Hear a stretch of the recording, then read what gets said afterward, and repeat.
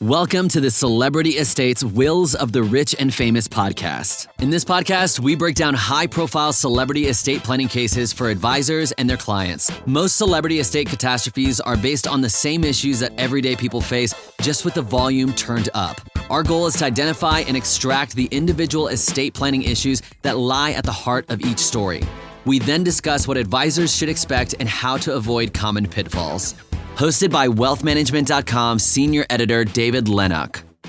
Hello, everyone, and welcome to the latest episode of wealthmanagement.com's Celebrity Estates, Wills of the Rich and Famous. For anyone new to the podcast, in each installment, myself and a guest take on a different celebrity estate and attempt to extract some key lessons that planners can apply to their more traditional clients. The idea being that celebrity estate planning stories, although often ridiculous in their details, generally have at their cores very basic issues that can just as easily apply to non-famous or fabulously wealthy clients. I'm joined for this episode by Amanda Koplin. Amanda is the CEO of Koplin Consulting, LLC, a national concierge mental and behavioral health company. Amanda is a mental health entrepreneur and thought leader who creates innovative solutions to fill gaps in the mental health care system. In 2014, she created and developed an idea for a mental health urgent care clinic and sold it in 2016 to create Koplin Consulting. Amanda is passionate about helping people achieve mental wellness and creating sustainable support systems and solutions which integrate seamlessly into real life. Thanks for joining us, Amanda. Thank you. So we have our first repeat subject for this episode, Robin Williams. We first addressed Williams' story way back in the second ever episode of the show. In that installment, Avi Kestenbaum and I discussed Williams' estate plan and how certain fights are inevitable regardless of planning. If you want to go check that out, then jump back into the archives. In this episode, we're going to focus more on Williams' tragic suicide and the scourge of mental illness. For those who somehow haven't heard of him, Robin, since there are so many people named Williams in this story, I'm just going to be on a first-name basis here with him, was a beloved comedian and Oscar-winning actor with a career that spanned over 40 years before he took his own life in August of 2014. An autopsy revealed that Williams was suffering from Lewy body dementia, the very same condition that silenced the subject of our first ever podcast, Casey Kasem. Williams was married 3 times, the first 2 of which produced a total of 3 children, Zach from his first marriage and Zelda and Cody from his second. At the time of his death, he was married to his 3rd wife, Susan Schneider. The couple had no children together. 6 months after Robin's death, his children Zach, Zelda, and Cody from his previous 2 marriages entered into a bitter battle with his widow Susan, his 3rd wife, over his estate. Interestingly, this battle really had nothing to do with the $50-some-odd million Robin left in his estate. He'd basically covered that pretty thoroughly in a series of trusts. Instead, court documents revealed that this fight centered not on big-ticket items and cash, but just personal effects like clothing, photographs, and collectibles. Williams' collections, which included bicycles, graphic novels, and other sort of miscellanea, gathered over the years, were highly contested by both parties because of the emotional value attached to them and how they reflected his unique personality. Now, the dispute settled in October 2015, and the details weren't made public. But mental health issues, despite their common occurrence, are often ignored in conferences and planning. One rarely discussed issue that a practitioner should be aware of is male suicide. The unspoken truth about male suicide statistics is shocking. Notably, the victims are a common client profile for many advisors, namely middle-aged white men. Amanda, while advisors aren't mental health experts and shouldn't be expected to be, how can understanding the common impact of this threat help them assist clients in making better planning decisions? Absolutely. I think what you said was really important, that they are not mental health experts, and it's really important to remember that that burden doesn't lie on you to diagnose or to decide whether somebody needs help or not. One of the analogies I always say is that if I'm in the street and I see somebody grabbing their chest, I don't need to be a doctor to say that person needs more help, and I don't need to say that person is having a heart attack or heartburn to be able to contact the appropriate people. With people, 1 in 4 struggle with a mental health disorder. This is impacting everybody across the board. And so whether you have money or not, whether you have estate planners or not, this is something that everybody needs to be aware of. Estate planners specifically should be aware of some of the signs for white middle-aged males. A lot of the time there's a privilege and a shame in getting help because of the privilege, and because they're expected to hold it all together. Many of them are business owners or people that have a high standing in society that are expected to present a certain way. And so that stigma of getting help or struggling really forces them to cope in other ways. So, for instance, they may turn to drugs, they may hold it in, they may be taking more risky behaviors. And so, if estate planners understand the signs and risk factors, they're able to help plan better and encourage people to get help. So, you and I have mentioned white males already at this point, sort of this danger demographic, for lack of a better term. Can you tell us a little bit about that and sort of, I guess, why that is? Men specifically are 4 times more likely to complete suicide than women. Typically, it's because they use more lethal means. So, just like Robin Williams, he hung himself. Many people shoot themselves. And so women tend to lean more towards things like pills. So when men decide that they're going to commit suicide, it's typically a pretty firm decision. But what plays into it, which is different than women, is that men tend to commit suicide over more external circumstances than women. So this could be loss of a relationship, loss of a business or financial status, and many other factors that are really temporary in nature. So for estate planners and financial advisors specifically, what that means is that not only do they have an opportunity to refer to a mental health professional, but they have the ability to lay out a plan to get out of this temporary circumstance. And when somebody is depressed, it really clouds their judgment and ability to see hope for a future. And as advisors, other than sort of family and friends and coworkers, you're kind of on the front lines of seeing these people as more often than a lot of basically any else, certainly any other professional. In that you're seeing them sometimes on a monthly basis. So Right. it's very easy for advisors, or advisors are uniquely positioned, at least amongst professionals, to sort of spot a lot of these warning signs and a lot of changes in behavior and things like that. Correct. And if you think about it, if you lose your business, if your financial status changes, if your health status changes, who are the first people you go to see? And of course, your advisors. And I'm glad you brought Right. this idea of business, because there is a connection between entrepreneurship and sort of mental illness. Yeah, absolutely. I mean, if you think about the nature of entrepreneurship, you do have to have more risk-taking behavior. You have to be more on the edge of things and have a higher level of energy. 49% of entrepreneurs reported struggling with a mental health condition. That's half of them. And that's more than the general population, which is 1/4. And they're struggling with the burdens of carrying payroll, of navigating different investor relationships or co-founder relationships. There's a lot of pressure. And when you put pressure on top of mental health issues, it's typically not a great thing. And so, in case our audience hasn't quite realized yet, the reason that this is such an important topic and that we want to cover it is that it's one of the few topics that sort of crosses over both for advisors and clients. Because I think not only of the people sort of that we are describing here, these older white male entrepreneurs, that very astutely describes many advisor clients, that also astutely describes many advisors. So it's sort of a double-edged sword here, where learning to recognize these things in your clients, or just even be aware that these things could happen in your clients, can also help you to prepare better to recognize them in yourself, even though that's a much more difficult sort of activity. Absolutely. Absolutely. And, even if you're looking at the older clients who have been more successful in their businesses, there are things that impact them, like forced retirement. So not everybody chooses to retire on their own. And when your identity is so consumed in one thing, whether that's owning a business, running a business, or your financial status, when that changes, you don't have any kind of identity anymore. And so that's, a really shaky ground to try to continue to reinvent yourself at an older age than when you're at a younger age. Yeah, and mental illness is obviously, it's a very personal and very specific thing.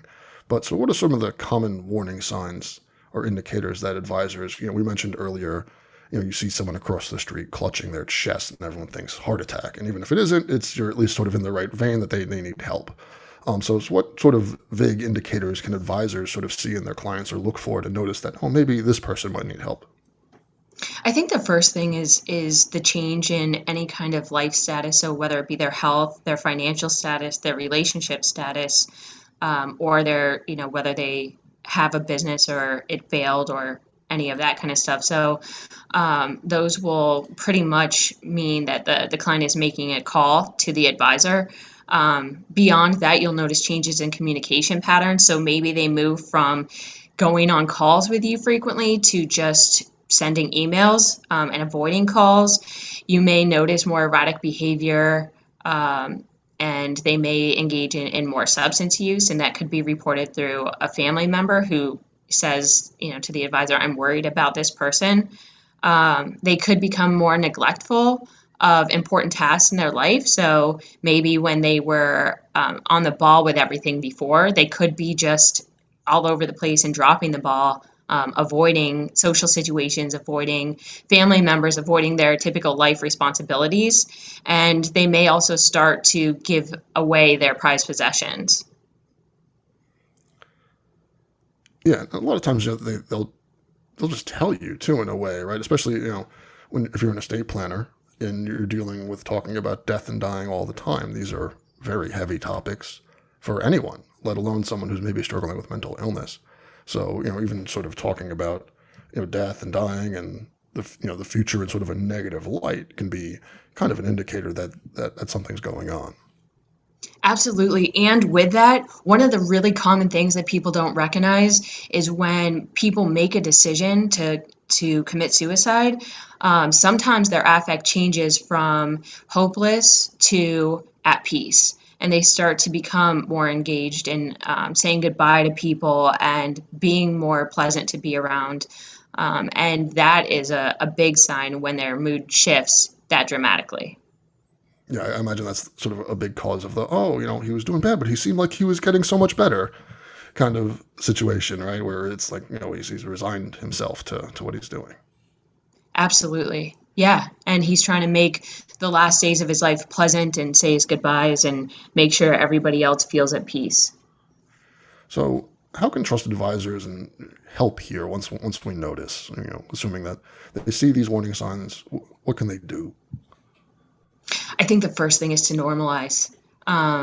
So often it's very difficult for people to talk about mental illness, and there's already a shame that people feel, and people around them don't know how to talk about it. So normalizing and saying a lot of people are going through a similar experience to you. A lot of people have lost businesses. A lot of people have been forced into retirement. A lot of people have had divorces or been widowed. And there's a way to start to get out of that. And I want to help you do that. But I also think that this is a fragile time in your life, and it's not a bad idea to seek mental health help. And just being direct and normalizing will help ease the tension in the room. Mm-hmm. And of course, though we haven't mentioned it yet, obviously in living in this COVID world, all of these problems are amplified tenfold with people being isolated and just, again, many losing jobs, many being forced into retirement. And many businesses being lost. So what else can the advisor kind of do here? Like what steps can we take? First we normalize, and then what? Where do we go from there?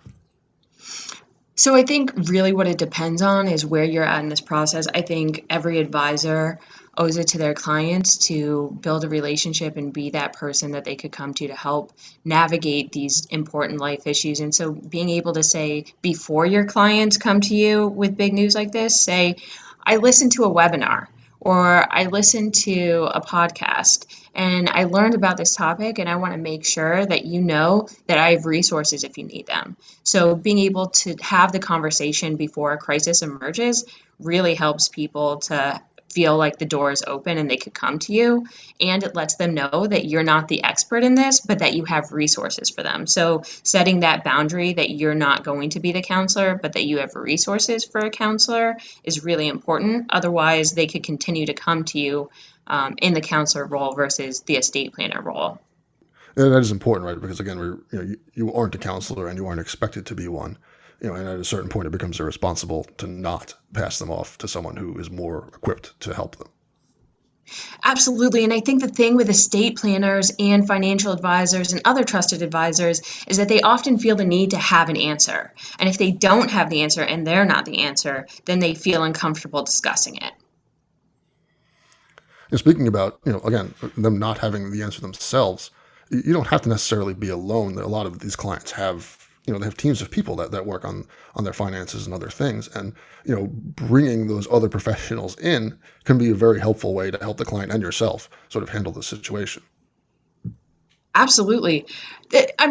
The estate planner is not the financial advisor, not the trustee, not all of these other roles. And somehow there's a comfort with delegating or collaborating with people in different roles when it comes to that. But there's such a stigma associated with mental health, even though 1 in 4 people struggle with it, that they just don't know what to do or where to go or how to bring it up.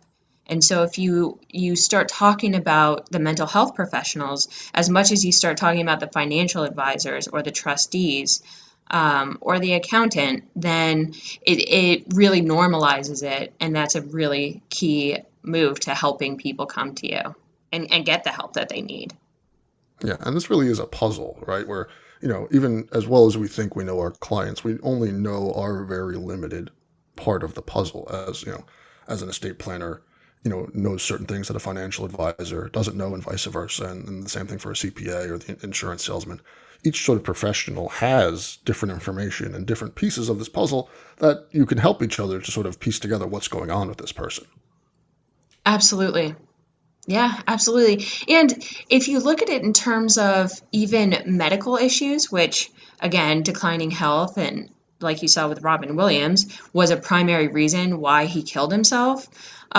We talk all the time with the caregivers when it comes to cognitive ability and being able to make sure that the person's in sound mind to make decisions. It's the same type of thing. Yeah, and that's interesting. I'm glad you brought that up because I know in the article you wrote on this for wealthmanagement.com, you note that, people 70 plus are actually like heavily at risk, even more so than other demographics for suicide for these very reasons. Absolutely. Yeah. So, people that are older, they face more issues when it comes to being widowed, declining health, and men typically tend to be less resilient than women when it comes to declining health because typically women of that age have gone through things like childbirth or, raising kids or divorce, and they understand what it takes to navigate those where men haven't really had the same chance that women have. And so they don't have the skills to be able to navigate that in the same way. So obviously mental illness and suicide, this is an enormous and very complex and difficult topic. But, as we come to the end here, if there's sort of one piece of advice that you can give to advisors and estate, planners and sort of just service professionals, I guess, that can help them to sort of fight this issue and to address and do their part to help their clients and themselves, what would that one thing be? I would say have resources on hand, be ready to normalize, and be willing to offer that resource to your client when you notice big life changes, including medical health and including financial status and relationship status, and just be willing to offer that resource regardless of which client it is or whether you think they're going to commit suicide or not. It's way better to be safe than sorry, and it's way better to be able to have a professional to assess that situation. But estate planners can definitely make the difference because many of these things bring the clients to the planner because of the changes involved. Well, that's all the time we have, folks. I'd like to thank Amanda Koplin for being just a great guest and helping us unpack an extremely difficult topic. And for all our listeners, I'll see you, or I guess you'll hear me, on the next episode of Celebrity Estates, Wills of the Rich and Famous. Thank you for listening to the Celebrity Estates Wills of the Rich and Famous podcast. Click the subscribe button below to become notified when new episodes become available. The information covered and posted represents the views and opinions of the guest and does not necessarily represent the views or opinions of InformaWealthManagement.com. The content has been made available for informational and educational purposes only. The content is not intended to be a substitute for professional investing advice. Always seek the advice of your financial advisor or other qualified financial service provider with any questions you may have regarding your investment planning.